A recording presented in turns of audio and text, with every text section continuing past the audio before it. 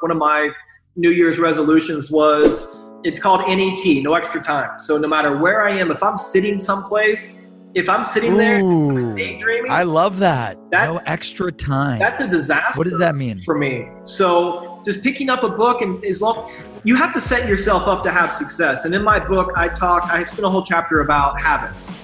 And the way habits work, neuroscientists figured out at the Massachusetts Institute of Technology that habits work on a loop. You have a cue that makes you engage in the habit. You have a routine that you're doing the habit, and you have a reward, the payoff of the habit. And the reward, 99% of the time, if not all of it, is dopamine that hits the neurotransmitters inside of your brain. And so if the cue is, I'm sitting in a doctor's office, or the cue is, I'm waiting for something else, if that's the cue, you need to have a book ready to go, whether it's on your phone or whatever it is. So that way you're already ready to engage in the routine, reading the book, and then the reward should be self-fulfilling, that I just advanced my progress. Too many people don't realize they're their most valuable asset. But if you ask someone, how much are you investing in yourself? And it doesn't need to be monetarily by any means, but what are you doing to invest in yourself? The majority of people would twiddle their thumbs and say, I don't know. But then when you ask them, what's the balance of your bank account? They'd be ashamed to show you.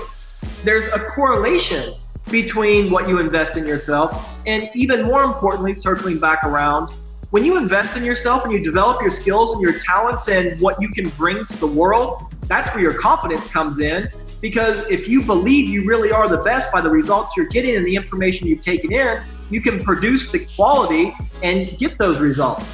How do you, A, not get scared to take on that job, and B, also quickly learn the industry, the tech, the market, so that you could sell as fast as possible? That's really freaking hard. Yes and no. I'm always curious. I tell people that the new ABCs of selling are not always be closing. It's always be curious, always be concise, always be courteous. Those are the new ABCs. And so having curiosity helps. Each time I was hired by good people, into a supportive structure. But still, it was, you don't have to know very much to win at sales. Okay, and companies, and that's what do you need to know, in your opinion? You just gotta you gotta know how to sell. You don't have to know the product. Okay, and you need to know people. People are people. Because they always ask me, do I have a niche? Yeah, my niche is helping humans sell to humans. Let me tell you the story that he told at the Denver Enterprise Forum the other day. He said, all right, you've got a headache, and it's not just a normal headache. It is a migraine headache, and it's Sunday morning, and someone comes to you and says, Brandon, if I can give you a pill for $5 to get rid of that headache, would you pay $5? Sure, right? Yeah, personally. You pay $5. I don't want to. Perfect. Okay, would you pay $100 to get rid of a migraine headache on a Sunday morning? Yeah, because Saturday and Sunday is when I get the most work done. So, would you pay $1,000? I don't know. No, I wouldn't pay $1,000. I'll take the headache, right? Well, okay. Now let me ask you another question. Now let's change the situation a little bit.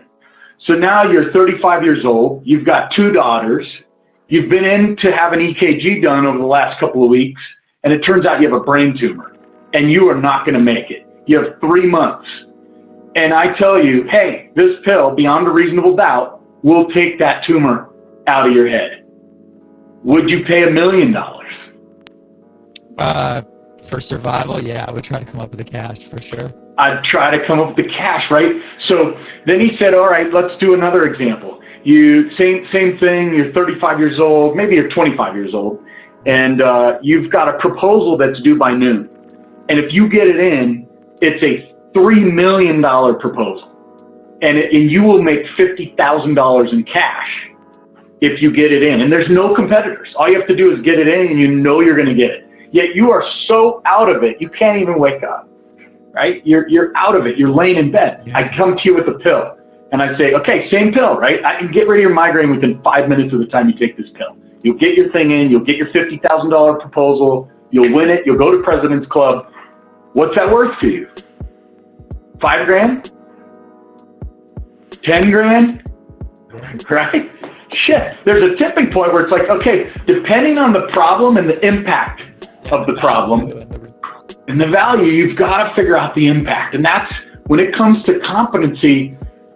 To me, all these other tricks and closes and freaking objection handling and probing with open-ended questions and bullshit, that's all fine. Those are style points. If you can just figure out what's the problem and what's the impact of the problem, now you know this prospect's worth spending time with. This one's not. This one maybe. This one I'm going to have pricing pressure. Just take the time to understand the customers. Be in their shoes, right? What's their problem and what's the impact of the problem? I remember working on a bunch of government deals. Like, they're long and brutal. Like, what are your secrets for... I mean, like, there couldn't be a bigger organization than the IRS or the U.S. Treasury. So, sure, I'll give you two secrets from government acquisition. One is what I took away, and one is how we won the big scale business. Okay. And I'll give all it's the win team. So we had literally a team that went out and would go after these large procurements. And it was a combination of our bid team, marketing, and sales working in unison to go win these really big contracts and then execute against it. It took the whole company to do it. Wow. It was awesome. Like, these are big wins. The whole company gets behind them. You know, you can only go after so many of them effectively at any point in time. So you got to make your bets right. But I'll tell you, the big takeaway for me as an individual, it's really where I learned what I call ownership mentality. Okay. Ownership mentality. So I worked for a privately held company. They took no backing. Which is tough. Tough to do. Well, the guy that founded and ran the business as the president and CEO was phenomenal. But, you know, when you're looking at, and not that every penny mattered, but every penny mattered. It's like the mindset and really that ownership. That bootstrapped mindset. Yeah, like even when he wasn't bootstrapped, like we were bootstrapped. Like, it was like you never lose that attitude toward managing the business tight, accountability for all parts of the business. It was phenomenal and really reshaped the way that I think about, you know, running business. Like, you know, just the other day, we're making some decisions here. You know, I told my team, I said, hey, you know, I'm going to bias on being cheap on decisions. Like, I'm an owner. Like, why spend $100 if you can spend 70? You know, love that. Like 30 more bucks that we can put towards something else in the organization. And so I give a lot of that back to my time in government acquisitions. And I have a story that I'll end with on this seventh pillar of lead by example. We talked about Unisys back in 1993 through 99. Well, let's say the year is 1997, so that's about 22 years ago. A few years ago, my son, who now is a excellent account manager. I never thought he'd be good in sales, but he's really, really good at sales. It's awesome. I still wonder about him. But he worked at Unisys for a while, and small world. And one of his colleagues met him and said, Brian Perkins. And he goes, Perkins. And he goes, by any chance, did you know a Bob Perkins? And my son said, well, yeah, he's my dad. Because he goes, my very first sales job, Bob was the director here. And I had a manager, but Bob was visiting this particular small team of 5 reps. And it's kind of like a skip level meeting. And he was giving me some advice, and he finally said, hey, do you mind if I make a phone call? And the rep, you know, kind of looked at Bob and said, well, I guess so. So I went ahead and made some calls. And he told my son, this is, 18 years later, he said, he's the only manager that ever picked up the phone and made a call. Now, I'm not saying that to make me sound like I was a great manager back then, but it's a story that supports this lead by example. Don't be, if you're going to ask somebody to do something, be willing to do it yourself and model behavior.